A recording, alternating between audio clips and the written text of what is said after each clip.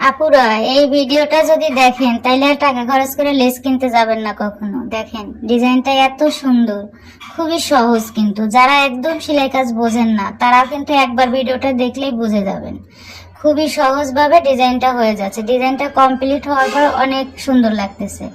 তো পুরো কাজটা যখন কমপ্লিট হয়ে যাবে তখন আরো সুন্দর লাগবে। আপুরা, যদি নিজের হাতে সুই সুতা দিয়ে সেলাই করে এত সুন্দর সুন্দর ডিজাইন করা যায়, তাহলে কেন আমরা দোকান থেকে লেস কিনতে যাব? দোকানিরা দেখছি যে 2 টাকা গজ লেস আই না, আমাদের কাছে 20 টাকা গজ বিক্রি করে। আমি অনেক লেস কিনছি, আমি দাম জানি।